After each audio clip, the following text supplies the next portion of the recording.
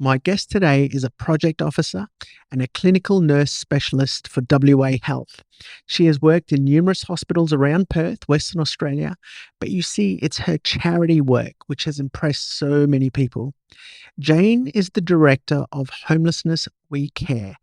Now, rain, hail, or shine, I have seen Jane on Facebook bringing so many people together with smiles on their faces to feed the homeless. I'm proud to say I've known this beautiful human being now for many years, and I've wanted her on the show since I've started this podcast. So it gives me great pleasure to introduce you all to a good friend of mine, and I would say Perth's angel, Jane Armstrong. So Jane Armstrong. Hello. It's only been 2 years since I've wanted you on, and finally here. Yeah, time's gone so quickly. I know, so much has happened though in 2 years. I mean, with the world. Oh, absolutely. Think about it. Yeah. I was just saying the other day to Jocelyn, I think, we look at ancient history of the building blocks of society today came from our ancient past, like Greece and Rome and with the Senate.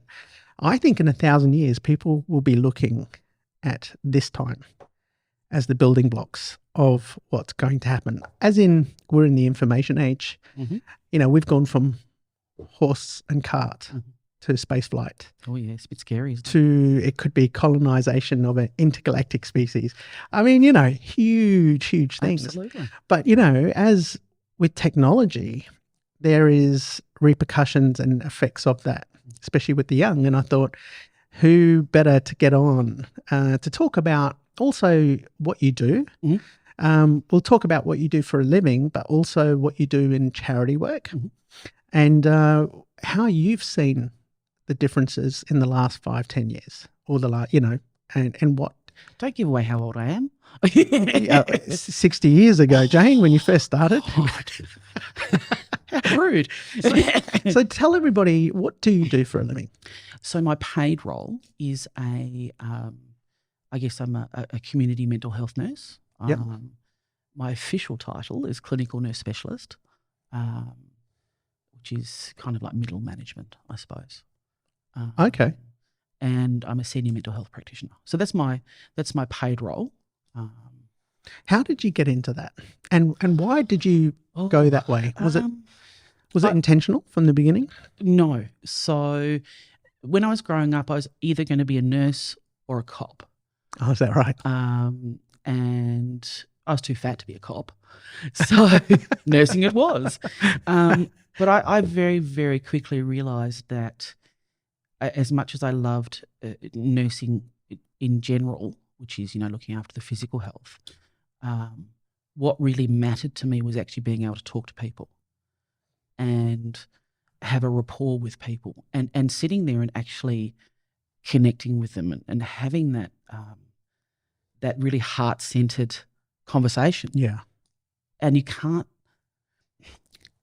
do it in general nursing. You just don't have the time. Because you've got so many patients. Yeah, or it's really complex. So one of I started as an enrolled nurse, and I guess that's kind of like the lowest level of nurse, baby nursing. Sure. And one of my practicums was at Graylands. And I remember that. Oh God, you are giving my age. No, well, actually, that's what I remembered your job being when I met you. Well, it was. Yeah. Yeah. And I was young,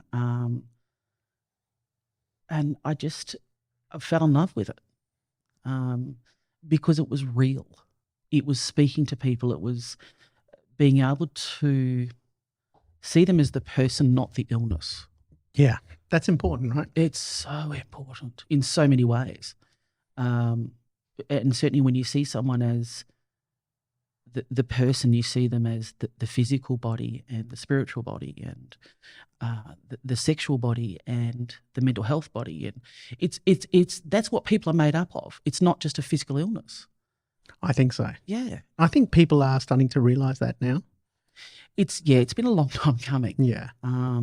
But as I said, I just fell in love with mental health nursing. And, I was thrown at the deep end working in locked wards with people who were incredibly unwell. And realistically, we would get the most complex mental health patients in the state. Sure. Um, This was at Graylands. yeah. For those overseas, what is Graylands? Graylands is still our biggest and oldest psychiatric facility. Sure. So we have a wide range of patients there from acute. So acute means that someone is acutely unwell. So perhaps they've got hallucinations and delusions. Even have suicidal ideation. We've got also forensics there, which means that someone has a mental illness and then because of the mental illness has committed a crime. And then they come under a different act within law. And then you've got long-term folks who really have nowhere else to go. So their mental illness is so severe that it's affected every part of their life that a lot of them are unwanted anywhere else in society. Mm-hmm. It is really the unwanted in society. Those really, you see it in these movies everywhere. Excuse me. Maybe the really eccentric old man who lives on the streets or something and talks to himself. And I think there was one movie where this one guy was trying to bite his own face. Right. I can't remember what the movie was. Which in every city you'll have those people. Correct. Mm. But they're the ones that people don't want. They're the ones that people don't want to see on the streets because it frightens people. Why do you think it frightens people? It's the unknown. And also, do you think it's probably their worst fear? Possibly. Yeah, possibly. I mean, to see someone talking to themselves is frightening and hallucinating as well. Are they? Or are they really talking to someone? Well, they could be. That's the thing. Mm. That's the thing. And sometimes we never actually know. Psychiatry has come so far that even now we're looking at people who have previous diagnosis of a psychotic illness. And a psychotic illness is when someone loses touch with reality, has delusions which are fixed false beliefs. That's kind of a very basic understanding of psychosis. But for the last however many years, they've gone, okay, that person's got a psychotic illness. But what we're now seeing is a switch from that to looking at things like complex PTSD. Because what we now know is someone who's had this most amazing and continuous trauma has changed the structure of their brain and changed the way the neurons fire. So you can actually see things with complex PTSD. Oh, sure. Or complex post-traumatic stress disorder. And it was something that was only known with war vets for so long. But, we're now looking at people, for example, obviously people who've been in war, people who've been in domestic violence situations. Yeah. We now know that our Aboriginal folks have trauma passed down through their DNA. We all have trauma passed down through our DNA. Is that right? Absolutely. So all of us have, if you don't have this white middle class cisgender heterosexual upbringing, and that has been for your parents, your grandparents, your great-grandparents, et cetera, 9 times out of 10 you'll have some form of trauma. So I've got a Maori heritage. So I've got almost like that once were warriors type stuff coming down through my DNA. People who perhaps have come over from Vietnam have seen the Vietnam War. Sure. And that's been passed down through the DNA from their parents. Wow. So the kids, like especially the baby boomers and the X-gen and Y-gen, yeah, they're absolutely. getting effects from their Correct. great-grandparents that went through the war. Yeah. So then what you add Wow. on to that is trauma that's currently occurring to them. So as children, perhaps there's been sexual abuse or emotional abuse or physical abuse. So that's just another layer. So that's when you get this complex trauma. So psychiatry just changes so much. Oh, I bet. It's so fascinating. When you treat someone, do you play into their visions? How do you work with somebody that is experiencing visions? You were talking about a certain type of psychosis. Yep.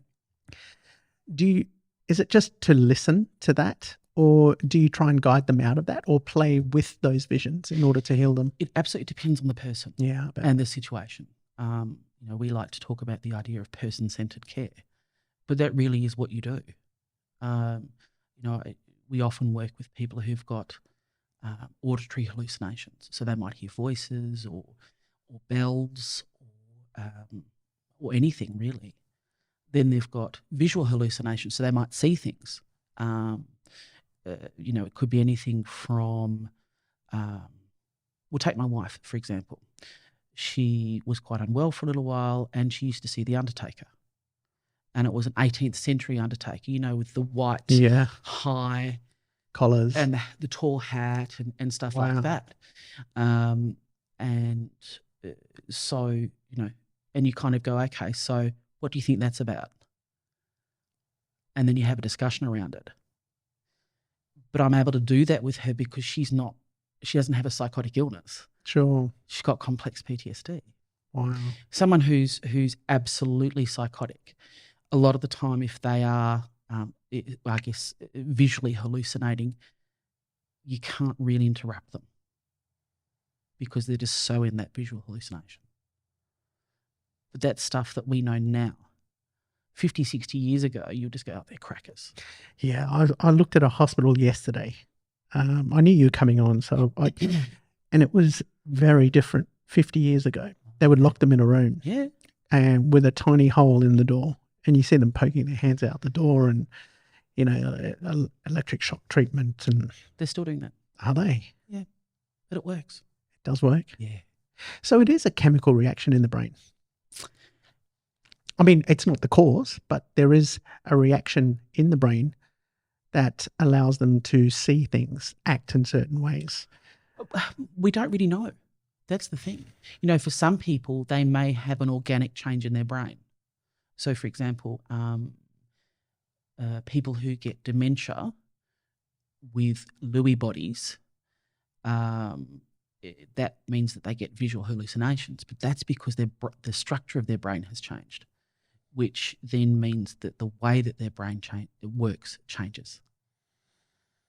And again, people with who've had car accidents, have blown their brains off with meth. It's a structural change. Right. But we still really don't know. You're still researching and finding out. Really don't know. Well, I mean, one of the things is you can't really get into the brain when they're having the hallucinations. Yeah. All you can really do is things like, CAT scans and MRIs and things like that. But to try and do an MRI on someone who's visually hallucinating, can you imagine that? Yeah. Let's put them in a tunnel and lock them into this small space just so that we can get a picture of their brain. We wouldn't do it because that'd be cruel. Is the problem getting worse, do you think? Because you've been in this industry how long now?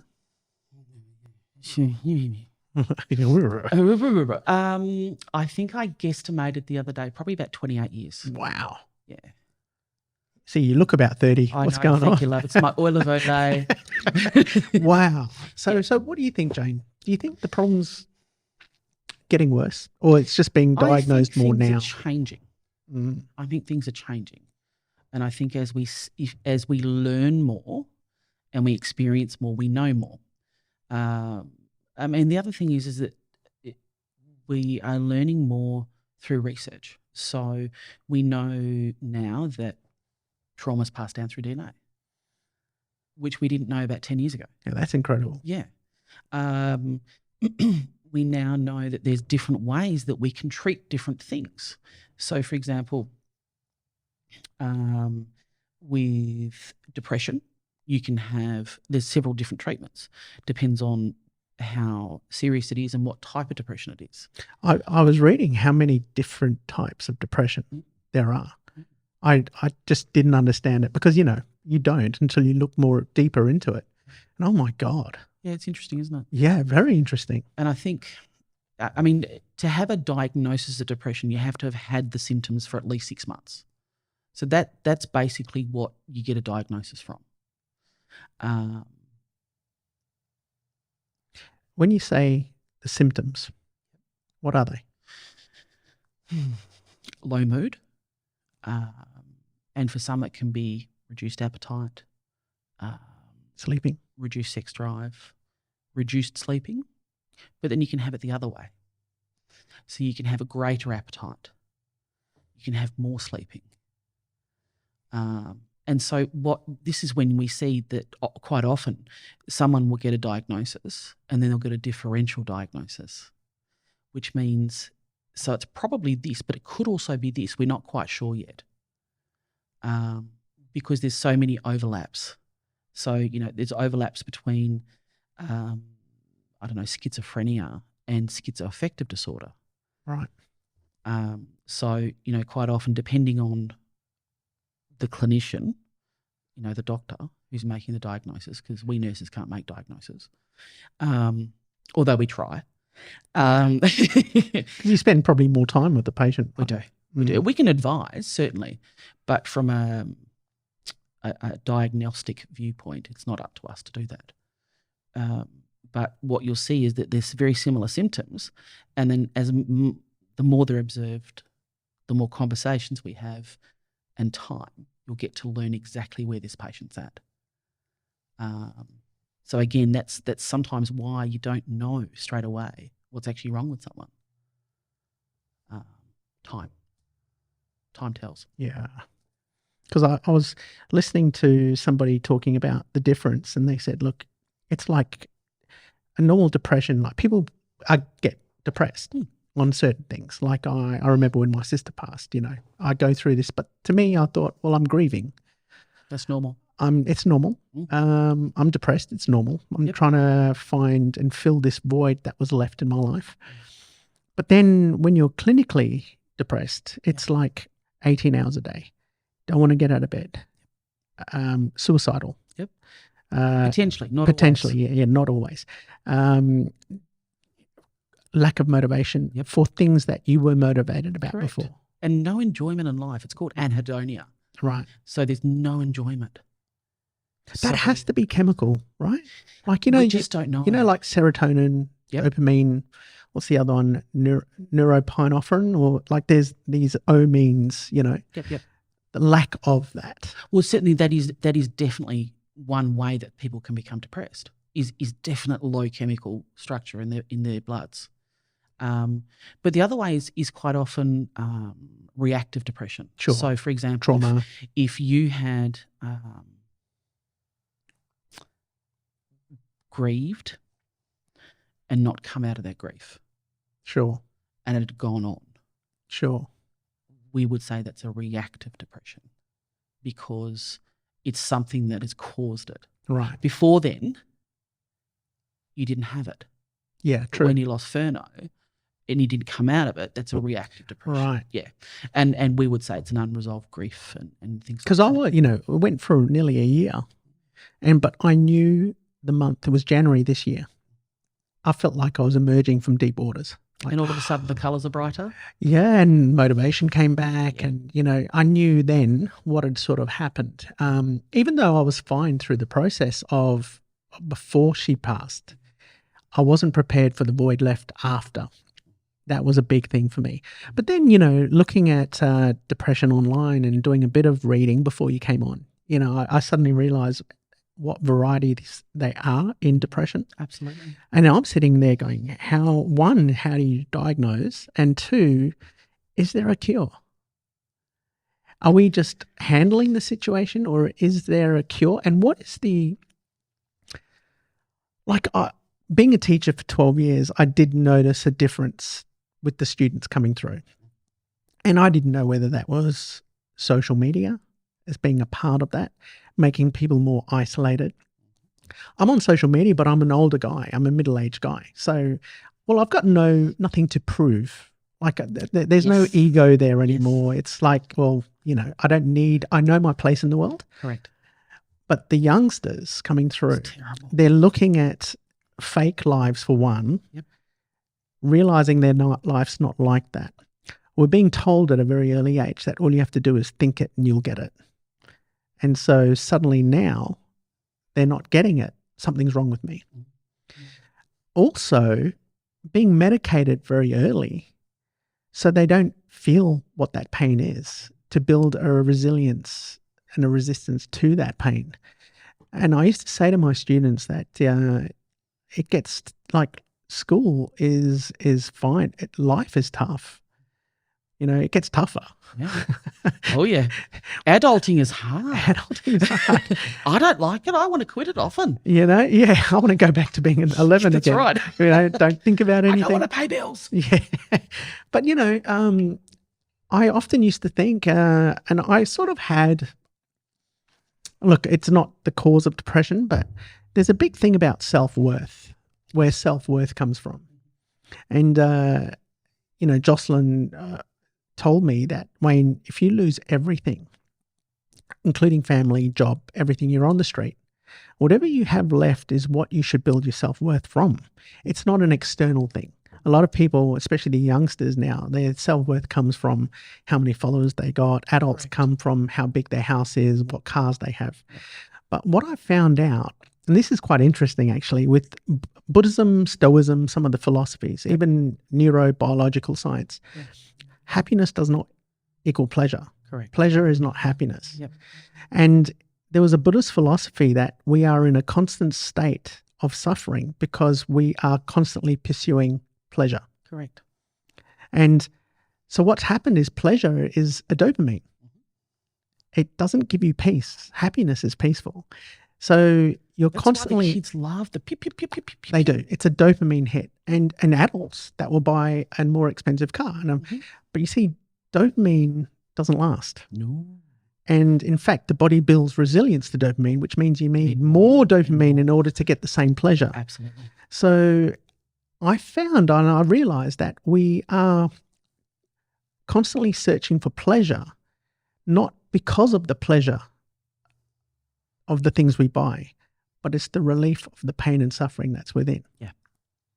So it's filling the void. It's filling that void. Yeah. And, it goes back to ancient philosophies where they talk about people that lack a deep, full meaning in their life seek endless amounts of pleasure, even back then.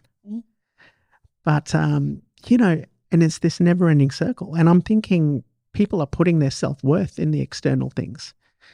So they're buying, that's the dopamine hit. They're getting bigger cars, bigger houses, and then realizing at the end of the day, why aren't they happy? And There's I'm still thinking emptiness. There's an emptiness there. And I think I was seeing that with kids. It was worrying me. Yeah. I was getting very disturbed. I mean, I was upset by it. And I used to come home and say, what's happening with our society? Parents have got an incredibly difficult job these days. Yep. Because parents are going through it themselves. Yeah. And, they say it's hard being a child. It's harder being a parent. Parenting's the hardest thing I've ever done. And I've heard that. Yeah. It's the hardest job. I've worked in really, really tricky jobs, like working in forensic mental health. That's tricky. Wow. Parenting's harder because you constantly worry that you're stuffing them up. Your words have power. Constantly worry. And you think, I know he loves the PlayStation, but I know what's happening to his brain is like what cocaine does. Yeah. And do I give him what he loves and have him like me? Or do I put a firm boundary in and have him hate me? But knowing that the firm boundary is best for him. In the long term. In the long term, absolutely. So that there's not that addiction. And this is where the addiction comes from. And this is why you have people addicted to sex, addicted to gaming. Yeah. You have people who don't come out of their houses for months on end.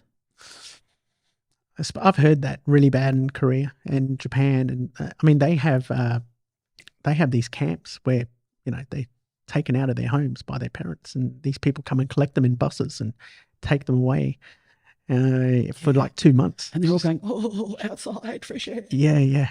But literally, they end up loving it at the end. Yeah. It's like rehab for gamers, Yeah. Well, we know that for gamers to basically come off gaming, it's harder than someone withdrawing from cocaine. Wow. Because it's hitting so many more senses, I suppose. Absolutely. So it can't be good. No. So we're going to come But across a whole... it achieves exactly what... That's incredible. It achieves exactly what the creators wanted. Yeah, for sure. Look at Fortnite, for example. Yeah. Do you remember seeing that story about the 9-year-old girl in the UK who wet herself on the couch because she didn't want to stop the game? Yeah. Yeah. It's a prime example. Yeah. It's a prime example. And we're seeing kids now who are actually physically changed because they're spending so much time gaming. Their brains have actually changed. The studies that they're doing are showing that a kid, so let's say from the age of 5 right up to the age of 15, so that's 10 years, their brains actually change in structure because with all the dopamine and the norepinephrine. Yeah, that's a hard one, isn't it? Norepinephrine, all the other ones. yeah. It actually changes the structure of the brain because that's the one that they're constantly using, but they're not using the other things like social. So we've got a whole almost a range of children, young adults who don't have social skills. That's one thing I noticed is this this oral communication skill was starting to decline year after year. Because what I found is I would ask a question, there would be this delay that would happen because they're thinking about how they're going to be judged by the answer they give. And I could see it. How frightening for them. I could see it. No wonder so many have anxiety disorders. I got out of teaching. And it wasn't because I disliked teaching. I love teaching. I'd just been doing it for so many years and I thought it's time for me to be a student again, try different things and totally reinvent. And I have to say a lot changed after Fern. I got this philosophy of I want a simple life. I want a simple life so I can appreciate the beauty in the simple things. Only because of what I learned from Fern. Like, towards the end, she never spoke about acting once. Within 3 months, that was part of her whole life. In fact, she turned around and she was talking about things like candy she ate when she was a kid, walking on the beach barefoot, feeling grass again, seeing the trees, seeing a sunset. Those were the things that were so important. And in fact, living through that with her, at the end of it, I said to myself, I've got to be conscious to make that decision to enjoy the simple things. Give up things that complicate your life. Keep things that complement your life. Keep it simple so you can enjoy those beautiful things, And I knew that was the right decision. So my work turned around and said, Wayne, we don't want to let you go, but what are you going to do? I said, I don't know what I'm going to do. I just know what I don't want to do anymore. Podcasting was just something that interested me because of conversations like this. And, here I am talking to you about clinical depression and the effects of social media. But I could be talking also to a world champion, which I was, who used boxing to fight her depression. How amazing. And, I do think exercise today is one of the least used tools to fight depression. Completely agree. And diet. Yep. But she said she felt the darkness out of the tunnel disappearing. And would you believe she then became a world champion because all she wanted to do was do that to alleviate that pressure. So it doesn't matter who I speak to. People are dealing with this sort of a thing in one way or another. Absolutely. But absolutely. I often said that the people that remember Jane, that know you, is through your charity work. Okay. Like, I wanted to know what you were doing for a living. Yeah. When you sent me that message saying the bills. You're working at Royal Perth Hospital, Mm. I was like, oh, okay. I didn't know that. One, it's good because it's just up the road. I know, right? And now we can have lunch, Jane. Yeah. And but people that I said to them, I've got Jane Armstrong coming on. One was Troy Coward. And the thing is, I said, I've got a psych nurse coming on. She runs this charity and And he goes, I know someone like that. And I said, well, who's your friend? And he goes, Jane Armstrong. I said, well, that's my friend too, and she's coming on. And he was like, oh, that's great, What started that, Jane? Oh, And tell people about it. so I guess working in mental health, I've always worked with people who are homeless, the marginalised, the people who are effectively treated like less than humans. And a friend of mine actually messaged me. She's now living in Melbourne. And she said, listen, Mum and her friend Truck, don't ask me what her real name is, they go down on a Tuesday night, they get some donated food from a bakery, and they take it down and they give it to the homeless. They want to have a rest for about 6 or 8 weeks. They just want to have a break. They've been doing it 30 years. Wow. Do you think that you could manage it? I went, of course. And I was thinking, how complicated would that be? Just prior to that, though, I'd actually been going out on Saturday nights with another crew and just going out and sitting and having coffee with the homeless.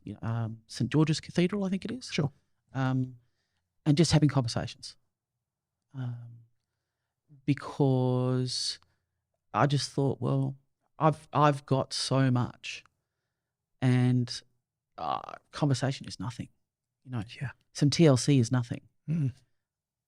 So we had this opportunity. I discussed it with my partner at the time, and we said, yeah, let's go for it. So for a few weeks, we took down the food that we picked up from the bakery that was donating it, and there was probably 15 or 20 homeless folks. And, here's the food. And then we started to talk to people. At the time, my stepson woke up one morning, he was 9, and he had an American accent. And he couldn't get rid of it. And that's because he was spending so much time on his devices. YouTube, pew, pew, pew, pew, pew, all that crap. And for about 3 months, he just couldn't get rid of the accent. Wow. A little bit worrying. Incredibly. And, my concerns were obviously heightened, knowing where the potential that could lead to. And because you've got both ends of the spectrum now. Yeah. You're a parent, but you're also dealing with, the friends where life hasn't taken them in places they wanted to go when they were this age. Correct. And they're just dealing with that struggle now. But as a mental health nurse, I've parented all my life. Yeah. Because essentially what we do when someone comes into hospital is we reparent. We're caring for them. We're setting healthier boundaries. We're reteaching them how to function. We're looking after them. We're giving them medication. That's all parenting. Isn't it? It is. Yeah. So all my life I've been parenting, just with slightly older children and probably much naughtier. So we started to do this, and I certainly, I guess, again, just fell in love with it. The conversations that we had with these people were amazing, and they absolutely embraced my stepson. They absolutely embraced with just wholeheartedly. So you took your stepson. Absolutely. What a therapy that is for him. Absolutely. Very smart. He served them food. He sat down and ate dinner with them. He had Milo with them. He had real conversations with them. That should be in high schools. It should be obligated that year 12 students need to go out and do that. Perspective. We'll get to that. Perspective, right? So very quickly we just went, no, we want to do more. So we then started to cook, and very quickly it went from about 15 people to 75. And we'd cook up these great big huge vats of pasta and spag bog and, beans, whatever we could afford. Sure. Because at that point it was self-funded. Mm. And then I wanted to share, and I got really excited, so I started to share it on Facebook. That's all it is, Jane. That's where it is. That's where so many people. Yeah. I mean, I in the intro for you, I said rain, hail, or shine. Or COVID. I see Jane out there with a group of people with smiles on their faces. That's wonderful. It's wonderful. Yeah. No, look, I love it. And it makes you present. It makes you present. And it's one thing that I don't think people are today is present. Yeah. When you're present, you're not thinking about the next car that you want to buy or the next mansion. That's why I like this. Yeah. The next McMansion. We're present now. Correct. Listening. Yeah. Yeah. Yeah. Having a real conversation. Yeah. So, we're now up to, I think, about 120 volleys. Really? Probably around about 10 schools that come on board with us.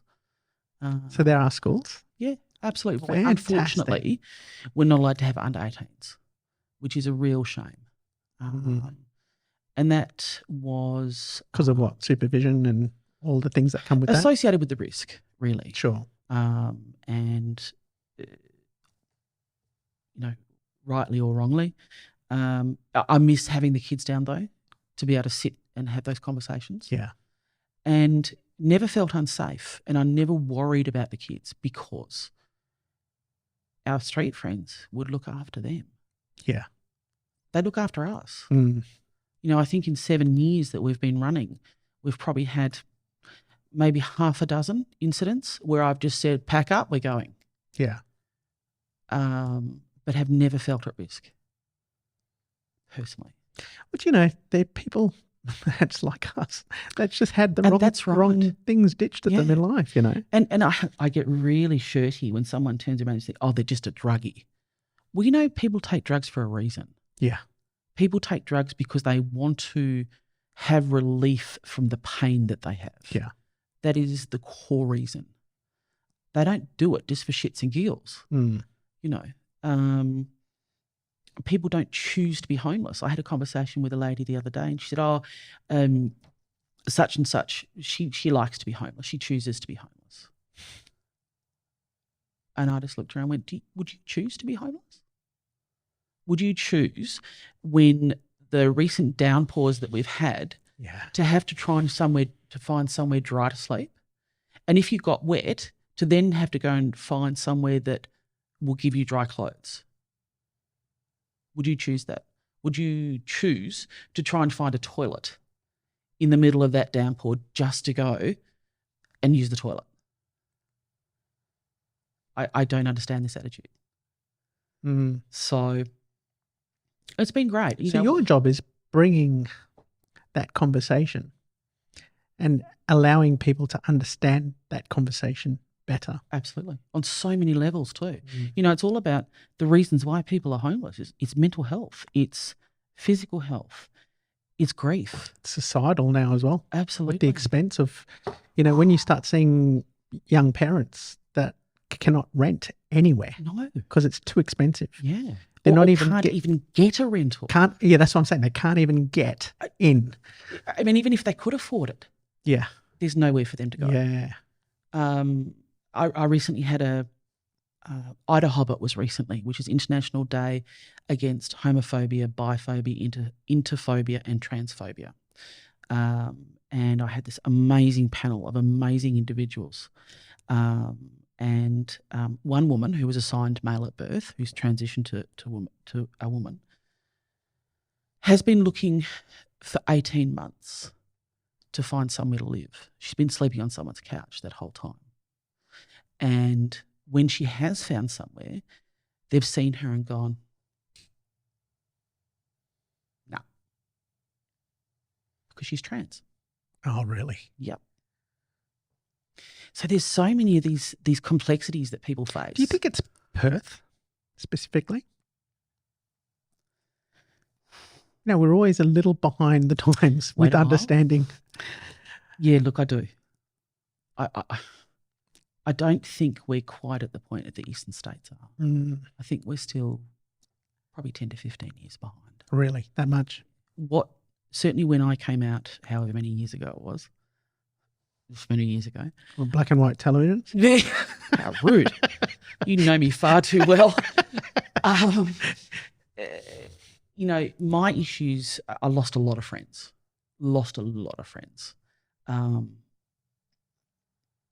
the issues that I faced then is what our trans folks face now, Oh, okay. but worse. It's something like 60 events of discrimination per day is what a trans person faces. 60 events. And that's actually a report by the Human Rights Commission. And now, can you imagine the effect on their mental health? And if you're LGBTIQ+, you're 30 times more likely to be homeless. Is that right? So, it's complex, but I love being able to sit down and have conversations with our straight folks. Yeah. Because Well, they are the best conversations. Oh, they're amazing. Do you know how I know that? When I moved to Sydney, 1994, we were the odd ones out because in my workplace I was straight and the rest were gay. So it was reversed. Yeah. But what it did is it introduced me. I came from Perth back in the 90s and late 80s. I actually remember going to Sydney with you. Yes, that's right. And I built some of my best friends that were there. And I used to call back home and say, God, it's so different here. Yeah. And I remember when Fern first came over and she's walking around going, oh my God, it's so open and free over here. I was like, yeah, that's what it is. But I remember then, and look, there was a time then when I wanted to write and like an idiot, I wanted to get into the dingiest place I could find. And all I took was a sleeping bag, a toaster and a laptop. And I lived Toaster? Toaster, yeah. I lived at the As you back do. of a strip club in the Cross. In this room, it's like the same building, but half of the building is, for these dingy apartments and half. So I used to hear the boom, boom, boom of the strip clubs. But you know what I did, Jane, is I actually, like you, because the Cross had a big group of homeless people. And every Christmas I used to go and give them what they wanted more than anything. And I used to buy cartons of cigarettes and chocolates. And so Christmas time, my friend Oliver and I would go and deliver cigarettes and chocolates, give them out packets. But I sat down over a couple of months every day and at night and talked to the homeless people. And I became a group of them and some of the best stories. This one guy had a green Celtics jacket and he said to me, Wayne, I met my wife in that strip club over there. He goes, it wasn't like it is now. They used to serve pasta and food in there. Flash. And he goes, I met my wife and it was the best time of my life and things didn't go out. And I'd hear all these fantastic stories. And they knew, I said, look, I just live over there. I'm in this 1-bedroom apartment and for sure, if it's cold, feel free to come because I knew them by that time. But again, the best stories ever. And I actually bought that culture when I came back here and it was so weird because I'd be sitting there with my mum and during Christmas time and I said, Mum, I got to go and gift that Perth. There was a lady there. So I went back in the shop, again, bought cigarettes and chocolates, took it over and she was like, but it was to my mum. At first it was like, what are you doing? It just wasn't part of the culture. But because we'd been exposed to that so much and, over there, you develop an empathy and a sympathy and you realize, and another thing is traveling, going to some of the poorest countries in the world. Absolutely. Gave me perspective. But you know what was the biggest shock, Jane? Was that the kids were happier. We were in Vietnam and in Burma and in parts of South Africa where, they call them the shanty towns, little corrugated iron. The kids would be playing and they would go out and I said to this Vietnamese lady, where is your child at the moment? And she points towards the mountains in the distance, somewhere over there. But they'd come back and they'd help cook dinner. I've got a picture of a 7-year-old and a 5-year-old cooking dinner. And for dinner, everyone would sit around and tell stories and the elders would tell their stories like it was 1,000 years ago. Yep.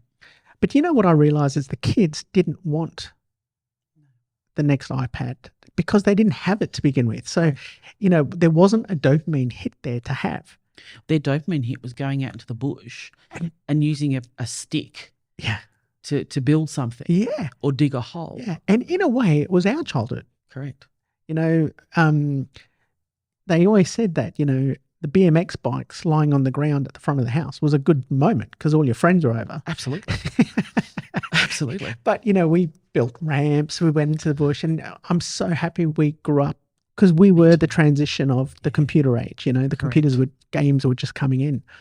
But even though we had the Ataris, Yeah. but if it came to playing decathlon on the Atari or going out with friends on bikes, we'd definitely choose the bikes and Absolutely. friends. It was very different. Where, like you said, now it's cultured today. The creators know how to tap into that dopamine hit. Absolutely. Colors of the screen. It's Yeah. like your phone with the blue screen, the blue light. But this Keeps is you also, awake. I was reading an article the other day about addiction to betting and gambling and Ugh. stuff. So this is what is being created because they have to buy things and, I have to have this many coins so I can get to the next level. Do you know? But I need to buy that. Do you know how I knew a friend that was addicted to pokies? Wow. Well, his wife was my friend and he was the partner. He said to me, Wayne, it got so bad, I can't walk past, because in the pubs in Sydney, they all have pokie machines. I can't walk past them without getting this thing. I've got to go in and put a coin in. Wow. He got treatment. He got over it.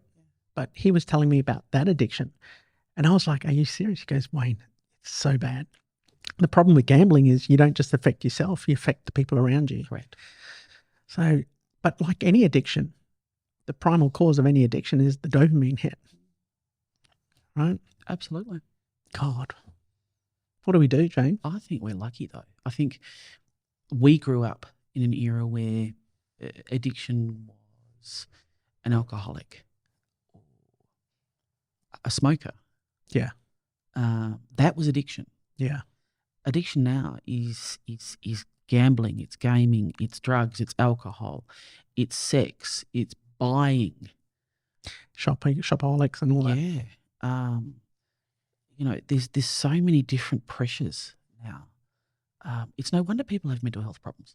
Yeah. I think so. It's no wonder people end up in the streets too.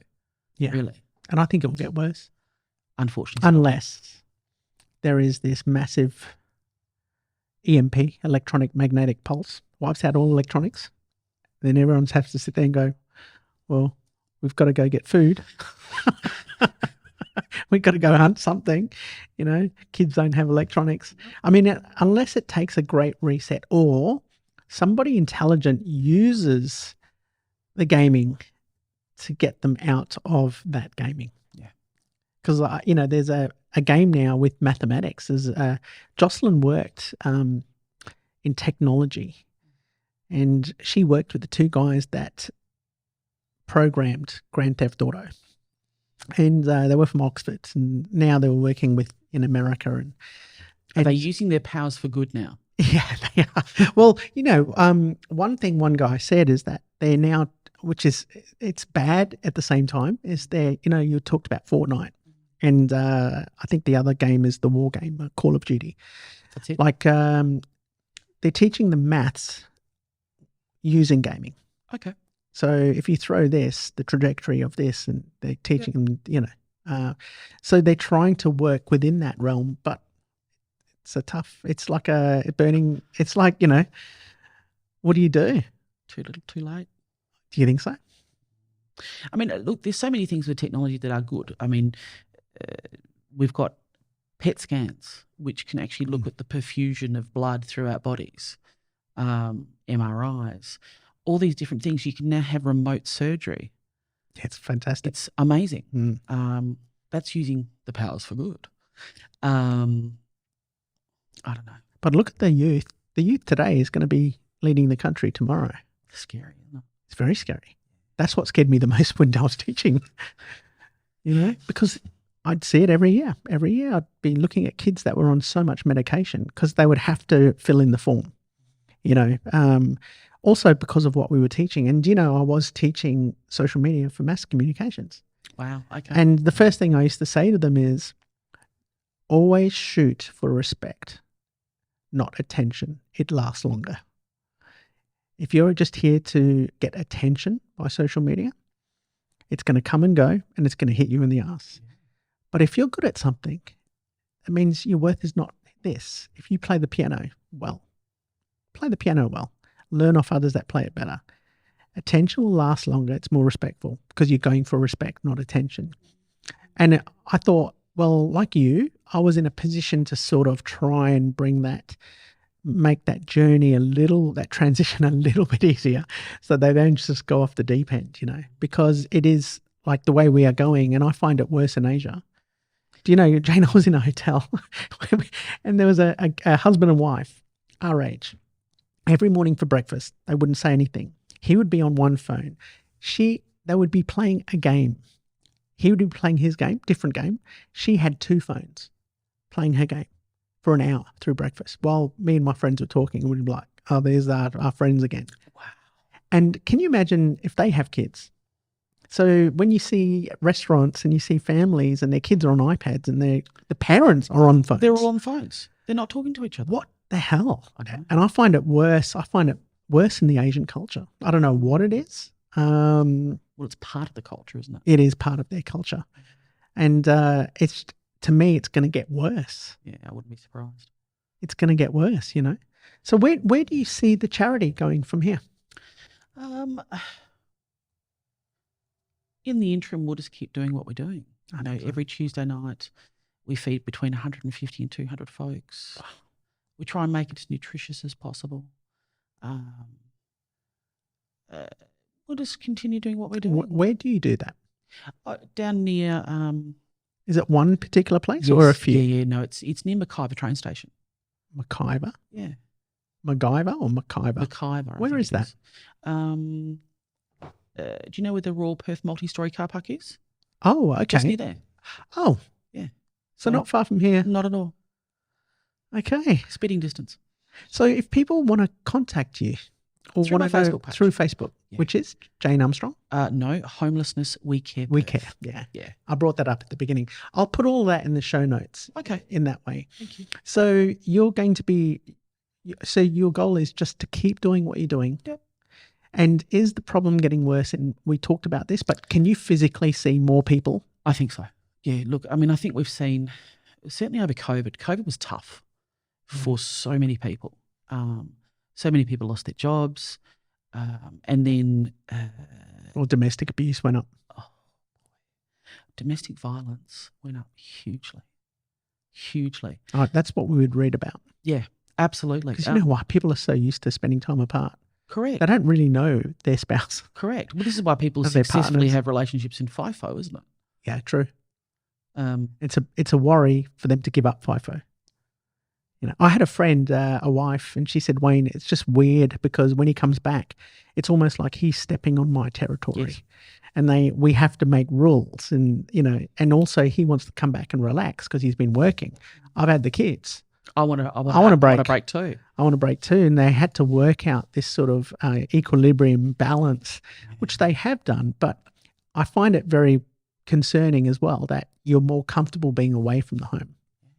Because at one stage you're going to retire and you're going to come back. Do you know how many relationships end when that happens? I'm not surprised. So, I mean, that was definitely a huge contributing factor for homelessness. And then we had the end of the moratorium on evictions, March last year, I think it was. And because for a period of time, especially during COVID, the government put a moratorium on letting people being evicted. So if they didn't pay their rent, really? For whatever reason they were being evicted, it was stopped. So they had housing at least. So that ended, and then so many people were booted out. And then what we're also seeing now is because house prices have gone up, unfortunately, greedy landlords are putting rent up. Yeah. I know of a single mum with 4 kids who is living in her car because she can't find somewhere to live. Jesus. Yeah. So we've definitely seen an increase. And yes, we've got lots of things happening, and, you've got Polly's out there spruiking that, they've just done this 36,000 million trillion billion deal to build all these houses, but we're not seeing any numbers on the ground reduce. So, there is stuff happening. There's a lot of discussions happening, but it's at the coalface, we're not seeing any changes, which is really sad. Well, let's hope it gets better, Jane. Touch wood. For all of us, Well, I love having a chat with you. Me How too. did this go? And I'm sure that people watching, if they want to come down, and they'll contact you on the Facebook page. Absolutely. I'll put all those details up. But Thank you. Yeah. we love what you're doing, Thank you. and I just love you. I love you. Can we do this again? I'd love to. Yeah. Let's do it. Let's do it Absolutely. again. Yeah. I'd Well, love to. we're sort of neighbours, sort of. Well, we are almost. Thanks for coming.